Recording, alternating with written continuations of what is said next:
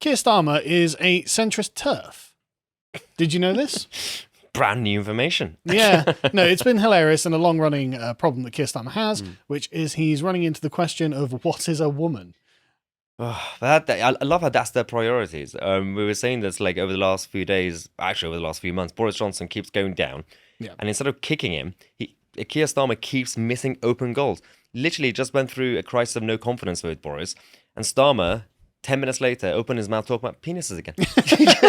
Yeah. But he can't get away from the question of penises, unfortunately, and whether women have them. Because his party seems to be, like, it seems roughly 50-50. The half of his party are extreme progressives who believe that women can have penises. Yeah. And the other half are normal people who think they can't. Well, what I don't understand is that he can't define what a woman is. But every single time, if you guys watch Prime Minister's Questions, he has all the female shadow ministers behind him. So clearly he can identify the women so that he puts them right behind him. Well, I mean, maybe when Angela Rayner was crossing her legs, Boris could see a penis. I mean, I don't want proof for anything, Angela. I just don't know what a woman is. But the thing is, this is relevant to a recent premium article Thomas did for us on lotus.com called "The Black Hole of British Politics." And in this, he's just talking about, look, British politics, I mean, a black hole is a great way to describe it, isn't it? It's just pouring wasted energy into something that's going nowhere. And it's, I mean, at least in America, it feels like change is happening. Yep. It feels like something political can happen. But in this country, we're stuck in this unbelievably just torpid position where nothing seems to change. And the Conservatives don't know what they're doing. And the Labour Party are just continually beating them while collapsing on their own accord. So anyway, if you want to support us, go sign up on lotus.com. You can listen to that and all the other great premium content we have. So, this began a couple of, nearly a year ago now. This has been going on. Because this controversy has been dragging on for ages. So, in September 2021, Keir Starmer was forced to say that it's not right that only women have a cervix. How do you feel about that, Maya? How do I feel about cervixes? Well, is it right?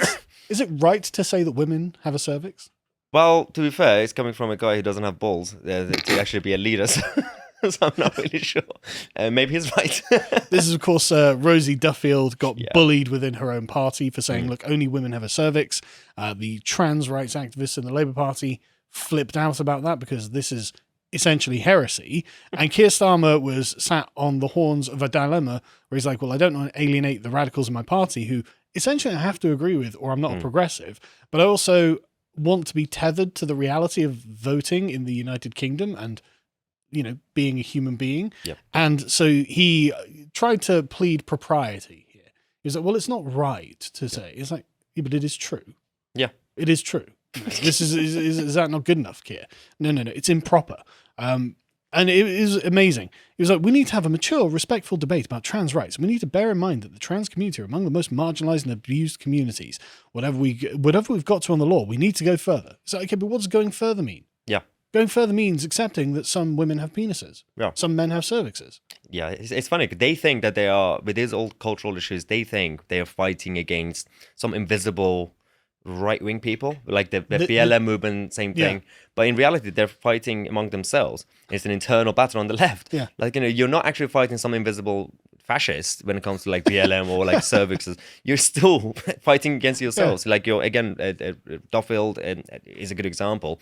You're fighting against her, not some sort of Hitler. Yeah, and all she's doing really is trying to claim fidelity to reality. Yeah. Like, so they're fighting essentially against the tyranny of reality as being presented by feminist activists in Labour. Yeah. It's like, you know, we the right wingers just sat outside going, okay, fight, throwing the money in. But anyway, so then Stella Creasy decided, and gotta love Stella Creasy. She's the most mask-off feminist. No, J.K. Rowling's wrong. Women can have a penis, as we've previously covered, which, do you stand by that? It's funny because we always say that the left always end up eating themselves. They are destroying third-wave feminism. Yes. So we didn't have to do anything. They're actually destroying feminism themselves. That's right. And they're going to a place that I would consider to be electoral suicide. Yeah. Right? I mean, like, if literally the progressive wing of the Labour Party is going to be on the doors going, so, does your daughter have a penis? Yep. You're going to be like, get out, freak. But yeah, the best bit about this was Stella Creasy saying, quote, I am somebody who would say that a trans woman is an adult human female. Just think about that for a minute. That's the most thunderously stupid statement, right? A trans woman is a male who wants to become a woman. So a trans woman cannot be an adult human female by definition. So she's like, a trans woman is an adult human female. It's like, no. No, that would be a trans man. Yeah. An adult human female who becomes trans is a trans man. You idiot. But if a man or a woman didn't exist as words, clearly, then what is a trans woman and what's a trans man? Like, it makes no sense. What are you trying to be? Literally. Exactly. What's the point? But that's the biggest issue with the whole the gender identity and like the whole trans debate. Obviously, you got the actual trans lobby, they're political activists, and you actually have some the silent majority, kind of quiet ones. I just want to leave that alive. They're I've got my own issues. I'm not going to shout in your face. Just leave me alone. But the reality is, a lot of the experts came out and said, in terms of the gender dysphoria and all these issues, it's basically a lot of people who the primary thing is they don't feel comfortable in what they are. So they know what they don't want to be. But the political side of this trans lobby, they move towards what they should be rather than what they don't want to be. Like, so because you don't want to be something, we're going to tell you what you should be. And that's the problem. And kids as well. That's the problem. But also what they're doing there as well, that's a great way of distinguishing it as well. They're saying, like, I don't want to be a man. So, okay. That's the primary, And fine. And you know, that's your personal issue. I'm not going to make a judgment about that. You know, it sounds like an unfortunate place to be, and I am sympathetic. But like I said, the trans activist solution is to try and explode the category of what they're trying to become. Yeah. So it's like, no, you can't even be a woman now because there is no such thing as a woman. Women are formless, limitless. And it's like, what are you talking about? Yeah, literally. Why, you know, so these poor trans people say, I just want to be a woman. It's like, well, that doesn't exist anymore. Good luck. God, yeah. You're on your own. And so anyway, he's been on Nick Ferrari's show a bunch of times talking about this. And Nick, I got to give it to Nick. He's just presenting the question. This was from March this year, where Keir was asked, and let's watch the clip because it's really funny. So a woman can have a penis? Nick, I'm not... I don't think we can conduct this debate with, you know... Sorry, have I offended you in some way? No, it's just... I just... A woman can have a penis? I don't think that discussing this issue in this way helps anyone in the long run. What I want to see is a reform of the law as it is, but I also am an advocate of safe spaces for women, and I want to have a discussion that is... Anybody who genuinely wants to find a way through this is... I want to discuss that with. I do find that too many people, in my view, retreat or hold a position of which is intolerant of others, and that's not picking on any individual at all. But I don't like intolerance. I like open discussion. What do you make of that? It's funny. He talked a lot, but he didn't say anything. Yeah. It was brilliant. Yeah. How is that? He's got a great skill set to actually talk for like, what was it, like a minute, but he didn't actually say anything that was, I'm against intolerance. But firstly, it's just one of those, like, I like to be kind. Like, well, that's just normal. Like, that doesn't I say hate racism. anything, We're like, okay. I like being nice to people. I like being tolerant. That's brilliant. Well, also, imagine like 20 years ago in politics, not even like just American politics, in this country, if you had a show where a presenter, a journalist asking a politician, can people have penises? 20 years ago, or even 15 years ago, people would have been like, that's a topic? Yeah, why are we talking about people's penises? But what I like, like you said, look at him struggle. Look at him absolutely struggle. For a minute, he's just blathering nonsense. Like, well, I mean, we need women's space. Okay, what's a woman, Keir? Does a woman have a penis? That's the question. Are penises allowed in the women's space? You know, that's the question, Keir, and he's just got no answer at all. Yep. And this hasn't gone away. No. This is, for some reason, eating up the Labour Party. Yep. And so he went back on Nick Ferrari last week, and Nick Ferrari brought it up again. And you've got... Again, you've got to love it. But you can tell that Keir Starmer's like, oh, God, I'm going to have to come to an answer for this. Let's watch this next clip. Look, Nick, let me take this head on because you challenged me on this last time. And let me be clear, for the vast majority of women, this is all about biology. And of course, they don't have a penis. We all know that. And of course, they need safe spaces, and we'll support that. I've been supporting that for many years. And of course, we want more equality for women. Again, the Labour Party's been fighting that cause for a very, very, very long time. So for the vast majority of women, biology is what matters. And it's very clear they don't have a penis. Right. He just laughed at the end. Even he realized how ridiculous it was. But that's fine, and I agree. The vast majority of women don't have penises. Good to know. Good to know. I mean, I think it's all women don't have penises, and they need safe spaces away from penises, which he agrees with, and I agree. Yeah. I think it seems a very conservative position here, but that means that Labour can't be a pro-trans party, doesn't it? Yeah. No, yeah. Also, that means that what he said, that means he should be in favour of women-only toilets. Yeah. If you want safe spaces. or vagina-only toilets, if that's how you have to define it. Yeah, check before you go in. Yeah. But what I love is it's clear that women don't have penises. It's like, why is your party on the brink of civil war over whether women can have a penis if it's clear and it's, why are you even talking about that? But then the question is like, what's your definition of a woman? Is it subjective to each woman? Because that's what he's saying. It's like, for the majority of women, it's biological, but that's subjective to the majority of women but if we can play the next clip. But let's not leave out of account that there is a small minority of individuals who were born in a gender they don't now identify with. Some go through a process, others don't. And that is very traumatic for them. And I, for one, I'm going to respect and support them.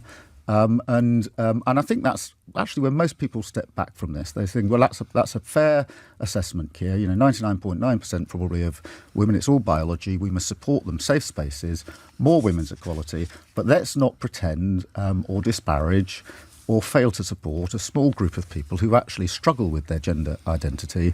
And I think that we can resolve this if we all approach it in that spirit.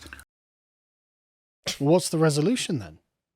What is the resolution? So you're saying a small minority of men have a mental illness called gender dysphoria. This is the medical term for it. Yep. And he's going to respect and support them by allowing the penis owners into the anti-penis safe spaces. Yeah, that's the problem. In fact, it's that side that claim that they're doing all this because they care about these individuals. In reality, they're the ones who are damaging them even more. People who have these conditions, but the way the political left are pushing this agenda, they said that we're doing this because before there was a suicide rate in this community, but now that you've been doing it, suicide rate still exists, and in some places actually gone higher. So you haven't solved that problem. No. You're actually making them even more confused and more ill in terms of the mental health issues, because it's too many categories and there's like a big menu of some sort of weird buffet. And you don't know what should I be? Should I be a penguin? Should I be a cactus? Yeah. You're just making them more confused. And the political, they think that it's because of the cultural conservative side that are being intolerant that they're killing themselves. It's not even that you're killing them. So it's actually they're the reason that they're being damaged, the individuals. Yeah, and moreover, you're actually, I mean, there is definitely an element. I mean, there's a prisoner called Karen White who is a male to female trans person who is in jail for rape and paedophilia and who sexually assaulted other prisoners and guards. And it's like, well, like that's quite an extreme example. Yeah. But there is no denying that allowing penis owners into spaces that should be vagina exclusive. Yeah. And again, not the language I would normally use for this, but what am I supposed to do? This has ramifications for the vagina owners. No, well, I don't understand why this is a thing. Prisons, things like prisons have always been categorized. Different type of prisoners are placed in certain places because of either their type of crimes or connections or threats or like physical stuff. Yeah. But so why is it that we're basically putting women and men in women's prisons and just in a very blanket policy way? Like that makes no sense. You got pedophiles separate to I don't know, like a white collar kind of crime person. Terrorists as well. But you put women in all those categories. Yeah. Well, it's to be progressive, isn't it? That's the thing. It's to be progressive because progressive ideology believes that it's merely about one's belief in the adherence to the category. Yep. And the biological reality doesn't matter at all. And that's obvious nonsense. And Keir Starmer admits that's obvious nonsense. Everyone can see that for the majority of women, it's biological. But for some small percentage of men with a mental disorder, it's not biological. It's like, okay, but that doesn't matter. I'm sorry, and they should get the treatment they deserve. Yeah. And I'm not even saying that they can't act like a woman. I'm not saying you can't be transgender or anything like that. Go and live the life that you want to live. We're not banning the existence. No, exactly. And I'm even so progressive. I'm going to use she when I talk to them. If someone has made a conscious effort to appear as a woman, I'll use she. That's fine. I'm not going to be rude at the very least. No. But you can't expect like women to give up their women's only spaces and for that person to be treated as a woman. Yeah. But also it allows like the Sun to just totally batter Keir. Right. Let's have a look at this headline. Look at this. Just you walk right into this, Keir. Todger Dodger. Some women do have penises, Sir Keir Starmer claims as he reignites Labour's civil war over biology. Like you earned that absolutely ridiculous headline, Keir. Yeah. Like, you did this to yourself, man. It's because of him. Yeah. Boris Johnson and his party and his government, despite all the chaos and not being conservative, are still in power because Boris Johnson has no urgency in his party to make any changes because they can still probably just about win the next election anyway. I mean, what you can do, vote for this. Yeah. Like the Sun are like, he says the vast majority of girls do not, but a small minority do. So there we go. It's just absolutely wrong. But the great thing about this is Keir is trapped between two masters that he's trying to serve. The majority of women who are normal and not progressive lunatics, and a very tiny fringe of radical progressive activists who will call him mean names on Twitter. Because that's the threat. It's that fear. Yeah, exactly. Yeah. Loud minority. Yeah. But it is literally social media, Twitter specifically. Like, and The Guardian maybe.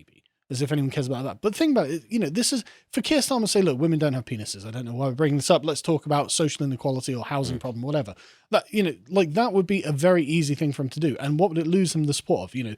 A small percentage of people on Twitter. Yeah. No votes are going to change because he thinks women don't have penises. Yeah. It's because they don't hear the other side. They're the actual majority, like normal people who are basically by nature, that means they are socially conservative, just normal, but still not even tolerant. Socially conservative. Yeah, just normal. Live in the real world. But they don't express their opinions. They don't send complaints to Ofcom, so they only see the other side, even if it's like 10 of them.